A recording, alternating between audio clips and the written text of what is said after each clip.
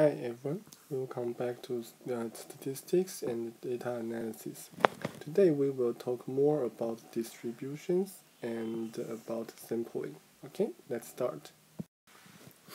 So we have spent a few weeks to study two separate topics. One is descriptive statistics. Okay, we told you that if you have a set of existing data, then how would you visualize or summarize the data so that you can have better understanding? Like you may use some graphs or you may use some statistics like a mean, median, standard deviation to describe your data, your existing data. Also, we spend some time to talk about probability so that for a random thing like the demand in the next day, for random things, how would you use assumed probability distributions to describe the random variable so that you may do something like inventory management on it? Okay? So one thing is for existing or past data, and one thing is basically using some assumed distributions for the future. They are two different concepts. But now it's time to connect them. Obviously, we don't want just to study separate ideas. Actually, they are together. They are connected. And now it's time to do that. In this lecture and the next one, we will talk more about distributions, including frequency distributions and the probability distributions. We want to talk about distributions and sampling. Today we will study how to estimate the distribution of a random variable. Okay? In the past two lectures, we assumed that we know the probability distribution of a random variable. Of course, it does not come from nowhere. We want to know, given some existing data, how may we estimate the distribution of a random variable? Okay, how do we construct the distribution of a random variable? That's what we want to do. So we're going to connect here to here. And then we also want to study sampling. Sampling is the way to generate sample from a population. Okay, so we want to study several ideas, basic ideas about sampling to sample from a population. So that's the plan for today. In the next week, we will talk about sampling distribution, which is very important for you to do statistical inference. It helps you understand what may we say about the probability distribution of a sample. This makes sense because samples are random variables, right? You don't know what you're going to collect. So statistics like sample mean, sample standard deviation, they are all random variables. We want to know how may we get the random variables distributions. So today is a bridge that helps us move from descriptive statistics to inferential statistics. This part, estimating the distribution, helps us conclude about descriptive statistics. We look at some existing data to form probability distributions for random variables. And with sampling and sampling distribution, we can move to inferential statistics to say more to our unknown population. That's the role of these two lectures. Okay, so today we talk about the first two topics. We want to know how to estimate using existing data to estimate probability distributions. Okay, when sample space is small or when the sample space is large, there are a few different approaches. And also we want to talk about sampling techniques. So let's start. Given a random variable, I want to know its probability distribution. Some very brief examples are here. If I have a coin, what will be the outcome of tossing it? Okay, can be head, can be tail. and I want to know the probabilities for each outcome to occur. Given a room and a time point, what will be the temperature? That's random, right? I know it's range, but I also want to know what's the likelihood for each possible outcome to realize. Given a population of people, what will be the age of a randomly selected person? I want to know the distribution. Given a customer, will she or he buy my product? Given a web page and a time horizon, how many visitors will we have? Or given a batch of products, how many will pass a given quality standards?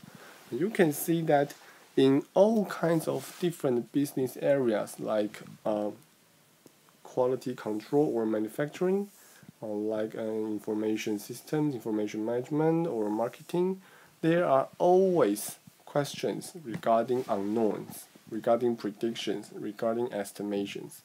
You want to know for these random variables their probability distributions, okay, so that you may do those applications. Just like the inventory management example we did last time, only if you can estimate the probability distribution for some random demand so that you can plan the inventory. Okay, we will see more applications. In fact, please distinguish two things. We don't really want just one value. Okay, we don't want to predict what's going to happen tomorrow. We don't want to just report you one number. We want a distribution. For each possible value, I want to have an estimate about how likely it will be realized. Okay, how likely we will see this possible value. That's the whole picture of this random event. Okay, that's what we want. We don't want to just produce one number. We want to produce a distribution. To do so, basically, there is just one way. To estimate a random thing, there is just one way. To do experiments to collect past data. Sometimes you already have past data, like if you are running a retail store and you have POS system, then every day when you have transactions with customers, you collect data. Okay, then when you want to estimate demand, you look at past data. Or sometimes you don't have past historical data, then you do experiments, you do something to go to collect data. But basically, without data, you can do nothing. Okay, so we will tell you how to go from collected data to your estimation. More specific, we want to say, given a random variable, how may we know its probability distribution? Okay, probability distribution. So you want to know the sample space and the likelihood for all the possible values. Technically, given a random variable x, how may we get its CDF? Okay, for discrete random variables, you may want to estimate the probabilities. For continuous random variables, you may want to estimate its PDF, but in general, all kinds of random variables have CDF. So remind yourself what's this. And then, as a very brief example, if I have a coin, how may we know whether it is fair? I want to estimate the probability for outcomes to realize. Okay, I want to know whether it is fair. What does that mean? That X be the outcome of tossing a coin. And let's label head as 1 and the tail as 0.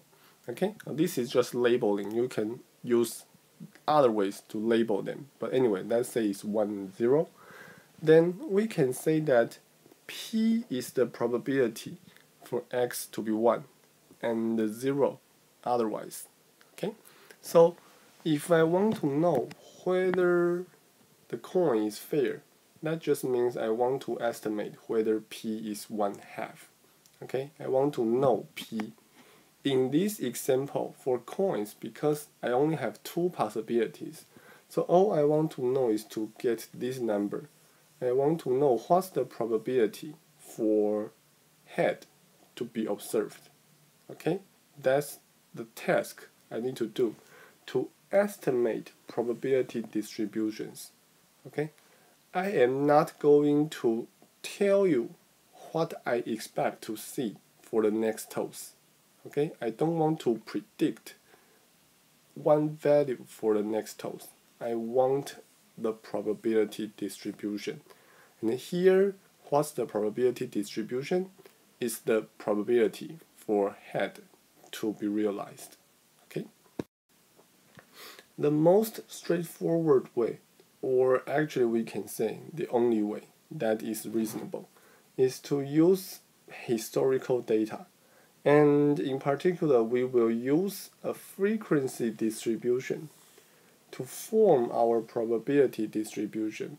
Now, frequency distribution is the thing that you have ungrouped data and then you group them into frequency distributions. And then probably you can draw a histogram from it. Okay? That's frequency distribution from existing data. In this coin example, we may flip the coin for example, 100 times. Suppose we get 46 heads. Suppose. Then probably what we can do is to estimate that particular probability is 46%. Okay? Now, I'm not saying this is the perfect way, but this is the first thing that you may want to do.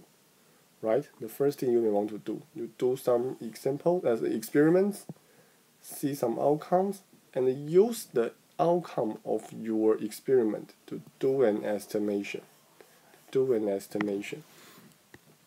A frequency distribution and a probability distribution, they are different. Frequency distribution comes from what we observe. So actually it's an outcome of a sample. Every time when you have some data on hand, you need to know whether it's from a sample or from a population. According to what you have observed in the past, that's a sample, because you don't know what's going to happen in the future. Okay? When you talk about past, you're talking about frequency distribution, something you observed, and that's sample. When you talk about future, talk about what's going to happen for a random variable, then you are asking the general property of a random event. That's actually population thing, and you need to know the probability distribution. So basically what we are doing from frequency distribution to probability distribution is to, in some sense, do statistical inference. Okay? We want to know from the existing sample data, what may we say to the population, to all the possible events. In fact, we never know whether we are right. Just for this coin example, okay? You actually do not know. You will never have a chance to know what's the true probability P, because it's just unknown to you. Okay? If today you flip the coin for 100 times, you actually can keep doing that for 200 times, 500 times, 1,000 times, 1,000,000 times. So anything you observe for a limited number of toes is just a sample. Okay? And you will never get a chance to see the true population. So we never know whether we are right or wrong. But what we can say is that if we have enough data, then we are approximately right. Okay? And typically, when you have more data, the accuracy would increase. If today you have 100 toes, then why not 1,000 toes? Your estimation may get to be more accurate, and you can approximately say that you are right. And we know we will never be right, but to what degree we are wrong can actually be estimated in some cases, can actually be measured in some cases. We will discuss that in further courses. Today, we are still at a first initial stage. All we want to do is to use a frequency distribution to form a probability distribution. Okay, So in general, we may want to do the estimation to a discrete or a continuous random variables, but actually you will see they are the same. Okay, so let's use the following thing to start. Let's consider a discrete random variable whose number of possible values are not too many.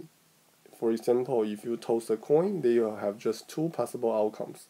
If you roll a dice, that's just 6 possible outcomes. If you find the gender of a randomly selected student, well, even if we expand the possible outcomes to the most and to the largest case, we still have only just 3 or 4 possible values, right? The district that a randomly selected Taipei resident lives in only have 12 possible outcomes. Tomorrow's weather situation, maybe 4 or 5 according to our definition. The demand quantity of some expensive items at a small place may still be just a few numbers. So in this case, you only have a few possible values, then the estimation would be easier. Let's see how to do that. If we have x, which is our random variable, and the capital S is the sample space, which is not very big, we can actually directly estimate the probability for each possible value to occur. Okay? In this case, given a set of observed sample data, okay, x1, x2, x3, blah blah up to xn, all we want to know, all we need to do is to calculate the proportion for a specific value to occur in the sample data. So the denominator is the total number of values I have, and the numerator is the total number of occurrences of x of a given value. Okay, once we have this ratio, we use that to be our estimate of p of x. So that's the general rule for discrete distributions. When your sample space gets larger, you do some adjustments. When it gets to even larger, we do some other adjustment, but the basic principle is the same. And let's see some example in the next video. Thank you.